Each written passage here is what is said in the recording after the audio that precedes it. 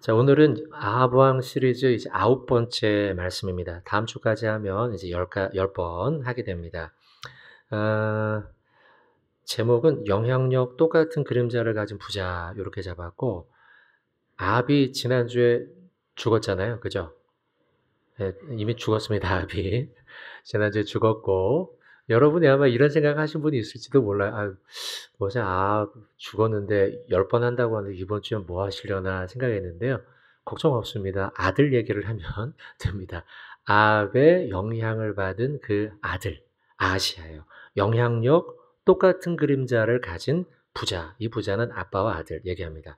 지난 8주 동안 우리가 아합을 보면서 아합은 악한 왕으로서 그 면모를 아주 유감없이 발휘한 인물 아닙니까? 그의 아들 아하시아, 영향이 없을 수가 없다라는 거예요. 아합 왕이 자기가 왕이었을 때 우상 바알을 국교화하고, 그리고 또 나쁜 짓 많이 했잖아요. 나봇의 포도원을 억지로 빼앗고 하나님이 전쟁을 승리케 하셨는데 자기가 이긴 것처럼 행세하고, 이 나쁜 모습을 보면서 아하시아가 자랐어요. 여러분, 그런 가운데 우리는 이런 기대를 순진하게 할지도 몰라요. 아버지가 그렇게 나쁜 짓 하는 거 봤으니까 아버지하고는 다르게 살 거야. 아니면 아버지가 그러다가 하나님의 심판받았지? 그래, 난 다르게 살 거야. 천만에요. 그렇지 않습니다. 똑같이 살더라는 거예요. 그 영향력과 그림자에서 벗어나지를 못해요. 오늘 본문을 통해서 우리는 이런 도전을 받으면 좋겠습니다. 네. 과연 나는 누구의 그림자 아래 살고 있느냐? 누구 영향 받으냐는 거죠. 무슨 영향 받으냐? 또 이런 도전. 나는 누군가에게 어떤 그림자를 드리우며 살고 있는가? 영향력을 끼치냐는 거죠. 아합이 아들에게 악한 그림자와 악한 영향력을 남긴 것처럼 우리는 어떤 그림자 남기며 어떤 그림자에 영향을 받으며 살고 있는가? 자, 말씀을 좀 보겠습니다. 오늘 본문은 열왕기 하 1장입니다. 열왕기 하. 열왕기 상이 끝났어요. 아합은 아람과의 전쟁에서 하나님의 심판대로 전차에서 피를 흘려 죽죠.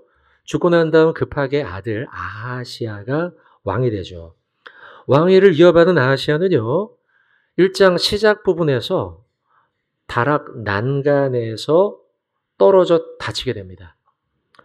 부주의해서 떨어졌을 수도 있고요. 아니면 난간의 안전장치가 부실했을 수도 있습니다. 살다 보면 이런 사고는 종종 일어나죠. 하지만 질병이 생각보다 오래됩니다. 병이 낫질 않은 거예요. 골절, 시간 지나면 몇 개월 지나면 낫잖아요. 근데 병이 점점점 더 중해지는 것이죠. 그러자 이 병을 고치기 위해서 블레셋 에그론의 우상 바알 세부백에 이 병을 좀 고쳐달라고 사자를 보내게 되는 겁니다. 이상하지 않습니까?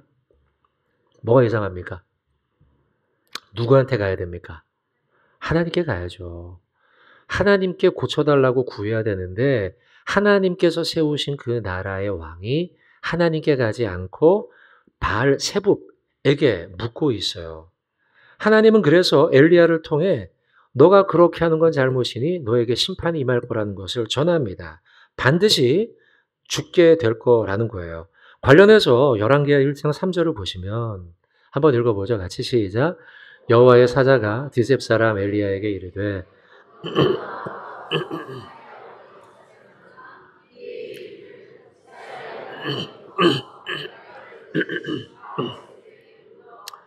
에그론의 신 바알 세부, 발음이 바알과 비슷하죠. 뒤에 세부만 붙었죠. 바알 신으로부터 파생된 신입니다. 근데 이 바알 세부는 재미난 게요. 뜻이 파리의 주인이에요. 파리, 날파리. 이런 신이 다 있나 싶죠. 근데 파리의 주인인 이유는, 이게 신인 이유는, 파리의 주인이 신인 이유는 파리나 아니면 벌레들이 질병을 옮기잖아요. 전염병. 요걸 다스리는 왕이라는 거예요. 우상이라는 거예요. 자, 어쨌든 아합의 아들이었던 아하시아는 아버지처럼 똑같이 위기를 만났을 때에 하나님께 묻기보다는 바알과 바알 세법을 묻는 그 모습이 비슷하죠. 두 번째 이야기는 5절부터 12절입니다. 두 차례 50부장을 파견하게 되는데요. 그리고 하늘의 불에 심판이 임하게 돼요. 바알 세법에게 물으러 사자들이 가지 않습니까? 가던 중에 엘리야의 이야기를 들었죠. 이렇게 하는 건 잘못된 일입니다. 당신에게 심판이 임할 겁니다. 그것을 왕에게 돌아와서 그대로 전합니다. 그렇게 그대로 전하는데 그게 1장 8절이에요. 보시면 그들이 그에게 대답하되 그는 털이 많은 사람인데 허리에 가죽들을 띄었더이다 하니 왕이 이르되 그는 디셉 사람 엘리야로다. 그러니까 인상착의를 설명한 거죠. 허리에 가죽띠, 털이 많은 사람. 이건 이제 사자들의 인상착의를 설명한 거고 사자들이 그 이야기를 왕이 듣고 왕은 바로 알아차려요. 그 사람이 엘리야, 왕이 맞춰요. 왕은 직접 보지 않았는데 그러니까 엘리야의 존재를 이미 알고 있는 겁니다. 자, 어쨌든 그 엘리야가 그런 심판의 메시지를 전한 걸 듣고 보통은 그러면 엘리야에게 사신을 보내서 엘리야요, 하나님께 구하여서 나의 병이 낫게 해주 이렇게 되는데 그렇게 안 하고요. 누구를 파견하냐? 50부장을 파견합니다. 50부장 밑에는 몇 명의 부하가 있을까요? 50명. 100부장은 100명, 1000부장은 1000명. 50부장인데 혼자 보내지 않고 성경 보시면 50명의 군대도 같이 보냅니다. 뭐 하라고 보낸 걸까요? 와서 병 고쳐달라고요? 아니요. 죄인을 추포하기 위한 군대를 보낸 거예요. 열왕기하 1장 9절에 이런 말씀을 보면서 여러분이 오해할 수 있어요. 보세요. 이 50부장과 그의 군사 50명, 그죠? 군대까지 같이 보낸 걸 기록하고 있어요. 엘리야에게로 보내매 그가 50부장이 엘리야에게로 올라가 본즉 산꼭대기에 앉아 있습니다. 50부장이 엘리야에게 말합니다. 하나님의 사람이여 왕의 말씀이 내려오라 하셨나이다. 여러분 요 구절을 어떻게 해석하시겠습니까? 마지막에 하나님의 사람이여. 이거 읽다 보면 나중에 이제 불이 내려와 죽거든요. 50부장하고 50명의 군대도요. 다 죽어요. 읽다 보면 우리가 요 구절을 잘못 해석하면 이런 오해를 할 수 있죠. 아, 왕의 심부름 때문에 간 사람인데 괜히 죽었다. 아닙니다. 왜냐하면 일단 하나님의 사람이여라고 하는 호칭인데요. 이시 하엘로 힘입니다. 존경의 표시로 부르는 의미이긴 하지만 뉘앙스가 달라요. 오, 하나님의 사람이요. 이렇게 존경하는 의미로 부른 게 아니고 약간은 조롱하는 투로 하나님의 사람이요. 이런 식으로 불렀을 거예요. 알 수 있는 게 그 다음 구절이에요. 왕의 말씀이 내려오라 요 구절인데요.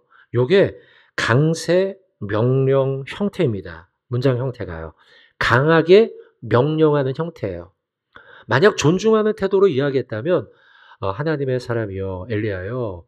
왕께서 당신을 부르시니 같이 와주시겠습니까? 우리 왕이 지금 위독합니다. 이렇게 했겠죠. 근데 강세 명령 형태란 말이죠. 강하게 명령하는 거예요. 다시 말하면 내려와 이거예요. 그리고 50명의 군대가 체포하겠다는 거예요. 그러자 하나님께서는 엘리야의 이야기대로 불이 내려와 그들을 죽게 합니다. 두 번째 똑같습니다. 두 번째 한 명이 한 50부장이 죽자 두 번째 또 보냅니다. 그러나 똑같은 일이 그들에게 일어나죠. 1장 10절을 보시면 엘리야가 50부장에게 대답하여 이르되 내가 만일 하나님의 사람이면 자, 요 표현을 볼 때에 아까 9절이었죠. 하나님의 사람이 이거 이해할 수 있어요. 그러니까 아까 그들이 이야기할 때 하나님의 사람이요 이게 존중 형태의 표현이 아니고 비웃고 조롱하는 형태인 걸 알 수 있는 게 엘리야가 대답할 때도 그래? 네가 나를 그렇게 불렀다고? 그래, 네 말대로 내가 만약 진짜 하나님의 사람이라면 요런 뉘앙스인 것이죠. 첫 번째가 50부장이 죽었을 때는 우연으로 여겼을지 모릅니다. 하지만 두 번째도 동일한 사건이 벌어집니다. 궁중 안에요. 난리가 났습니다. 50부장들 사이에서. 요번에 내가 잡혀가면 어떡하지? 또 잡혀서 갔다가는 죽을 판이니까요. 그리고서 서로를 미루는 사이에 자 13절부터 16절 세 번째 이야기가 나옵니다. 세 번째 50부장의 이야기가 나오는데요. 왕이 지목하고 그 사람으로 하여금 엘리야를 찾아가라고 이야기합니다. 이 사람은 전에 두 사람과는 다릅니다. 열왕기하 1장 13절 보세요. 중간에 보시면 무릎을 꿇어요. 그리고 엎드려요. 간구하고 말합니다. 달라진 태도죠. 앞선 두 명의 50부장은 엘리야를 죄인 다루듯이 했고 왕의 명령을 무례하게 왕에 내려오라고 합니다. 라고 하며 전달한 반면에 세 번째 50부장은 엘리야를 마치 하나님 대하듯 대하면서 꿇어 엎드려 말을 하고 있다는 사실이죠. 태도가 달라졌다는 거죠. 앞에 두 사람이 그렇게 죽는 걸 보고서 내 눈에 보기에도 엘리야는 뭐 털만이 나고 그냥 가죽띠 이런 좀 허름한 차림에 초라해 보이는 모습이지만 저 사람은 하나님의 사람이 맞구나. 저 사람 잘못 건드리면 저 사람을 위해서 하나님이 싸우고 계시구나. 이걸 알았던 것이죠. 그리고 엘리야가 그 사람의 말을 듣고 내려오게 됩니다. 마지막 네 번째 이야기는 17절, 18절이에요. 결국 하나님의 말씀과 엘리야의 예언대로 아하시아는 죽게 됩니다. 1장 17절 상반절인데요. 꼭 들어가지 않아도 될 말을 넣어놓은 게 있죠. 뭘까요? 그냥 왕이 죽었고 이렇게 쓰면 되는데 거기에다가 굳이 여호와의 말씀대로 엘리야가 전한 여호와의 말씀대로 이 구절을 넣음으로써 하나님의 말씀의 절대성과 성취에 대해 강조하고 있는 거죠. 자, 어쨌든 이렇게 해서요. 아하시아는 죽게 됩니다. 우리가 이 성경 열왕기하 1장의 아하시아 이야기가 이렇게 허무하게 끝나버리는 이야기가 왜 들어갈까를 생각해 봅시다. 저도 한번 설교를 준비하면서 생각해 봤습니다. 왜 하나님께서는 열왕기하를 기록하며 그것도 열왕기하 책 전체 제일 앞인 1장을 기록하면서 별 이야기도 아닌 불과 한 2년 정도 다스렸습니다. 2년밖에 못 다스리고 왕이 되자마자 난간에서 떨어지고 50부장 보내가지고 겁박하고 그러다가 결국은 죽어버린 허무하게 죽어버린 짧은 생으로 마감한 이 왕의 일생을 기록했을까? 어쩌면 야심차게 왕은 그래 아버지를 이어서 이 나라를 잘 다스려야지 했을지 모르지만 그가 남긴 건 열왕기하의 그의 허무한 죽음 뿐이었다는 거죠. 이 허무한 기록을 통해 열왕기서는 무엇을 우리에게 말씀하고 있을까요? 저는 묵상하는 가운데 아합을 봤어요. 아합. 설교 초두에 말씀드린 것처럼 아합이 죽어서 시리즈가 끝났나 생각할지 모르지만 아니요. 아합의 영향은요. 그의 아들에게까지 주어져서 아들의 이야기가 열왕기하 1장에 기록돼 있지만 그의 이야기는 결국 아합의 그림자의 이야기였다는 거죠. 영향력. 저는 성경은 영향력의 책이라고 생각합니다. 기독교는 영향력의 종교입니다. 성경책은 단순히 도덕, 윤리, 지침서가 아니에요. 성경은 성경을 온전하게 깨닫는 자들로 하여금 마음의 변화를 일으키고 그 받은 변화를 가지고 세상에 영향을 끼치는 사람이 되도록 만드는 책이 성경이며 기독교의 원리인 거예요. 그래서 기독교는 내면의 변화를 통해 사회를 새롭게 만드는 영향력의 종교가 되는 거죠. 영향력. 그래서 기독교는 내면의 평안만을 추구하는 아니면은 내 안에 나 스스로의 어떤 수도와 아니면 혼자의 뭔가의 이런 것을 하는 종교가 아니라 기독교는 내가 영향을 받아 세상에 영향을 끼치는 하나님의 그림자 속에 내가 거하고 하나님의 그림자를 세상에 들이우는 그런 사람이 되는 것을 우리에게 말씀하고 있는 겁니다. 종교개혁자 찌빙글리, 루터, 칼빈 이런 사람들이 있죠. 찌빙글리는 이런 말을 했어요. 신자는 말씀과 행동으로 말과 행동, 언어적, 비언어적 영향을 끼치는 사람이 되어야 된다는 거예요.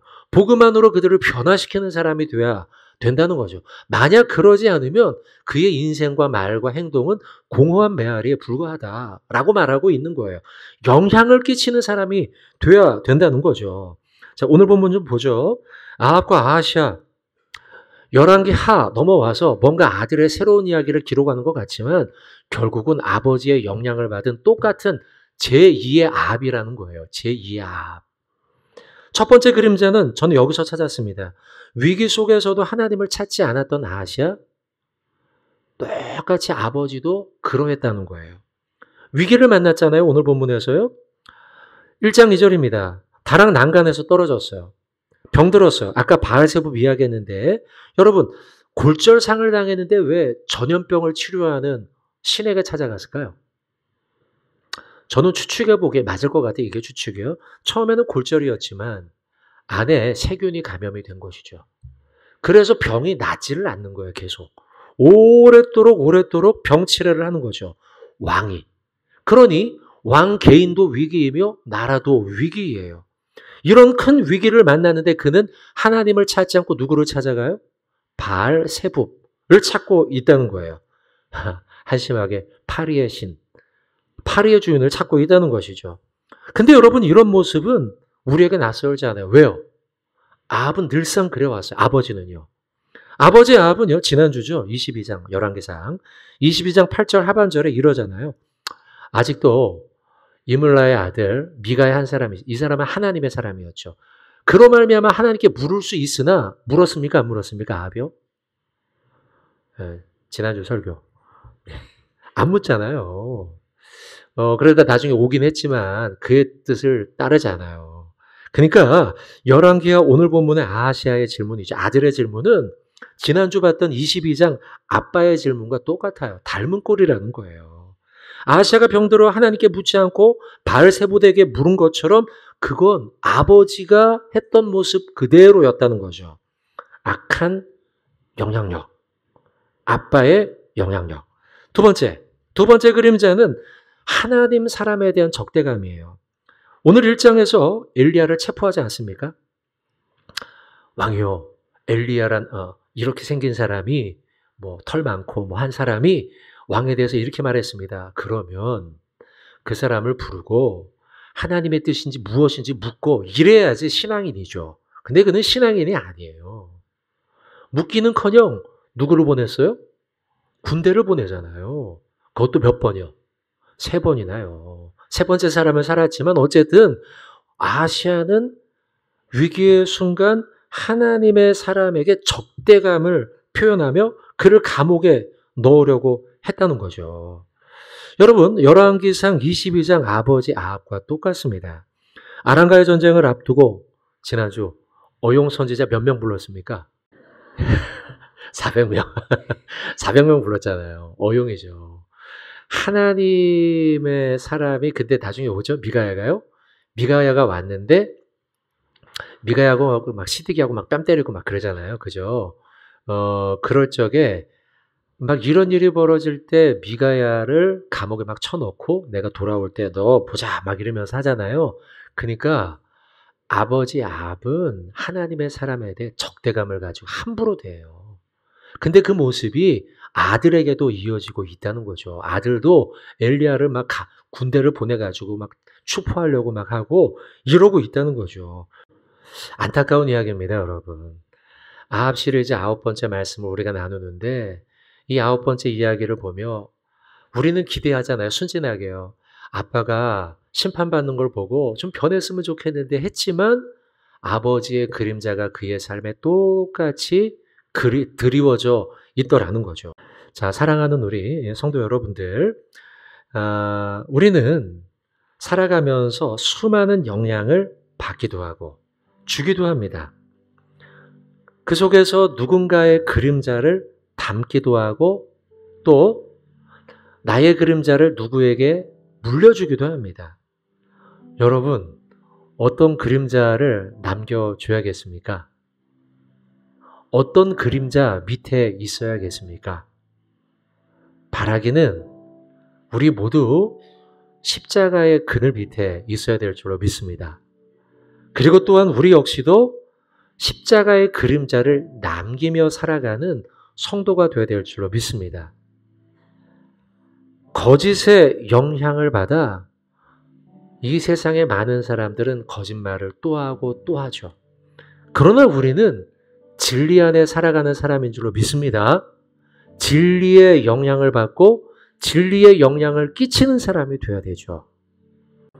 여러분, 미움을 주고받고 미움의 영향을 받는 사람들은요, 나 역시 미워함으로 그 표현을 해요.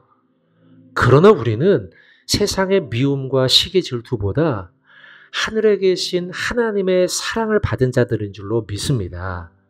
우리는 어떤 영향을 받으며 미움의 영향이 아닌 사랑의 영향을 받으며 또한 사랑의 영향력을 끼치는 사람이 돼야 돼요. 요셉의 형들은 요셉을 시기하고 미워해서 미움을 끼쳤지만 시간이 흘러 요셉은 형들에게 그 미움을 되갚지 않고 하나님의 사랑과 은혜를 전하는 사람이 되잖아요. 그 사랑의 영향력, 위대한 영향력이죠. 긍휼의 영향력으로 긍휼을 베푸는 삶을 살고 희생의 영향력으로 희생의 삶을 살고 자비의 영향력으로 자비의 삶을 살고 모두 다 안 된다라고 말하지만 하나님의 위대한 믿음의 영향을 받은 자들은 안 된다고 말할지라도 믿음을 붙들고 믿음으로 살아가고 소망의 영향력으로 소망의 삶을 살아가는 우리가 되어야 될 줄로 믿습니다. 팍팍한 세상이지만 세상의 영향을 받는 사람이 아니라 세상의 그림자 안에 있는 자가 아니라 하늘의 영향력을 받으며 십자가의 그늘 밑에 살아가는 우리가 되어야 될 줄로 믿습니다. 십자가의 시원한 그늘, 위대한 복음과 진리와 성경의 영향을 지배받는 삶을 살아가야 되는 것이죠. 성경은 빛된 삶, 선한 그림자에 대해 마태복음 5장 16절에 자 우리 한번 읽어보겠습니다. 같이. 이같이 너희 빛이 사람 앞에 비치게 하여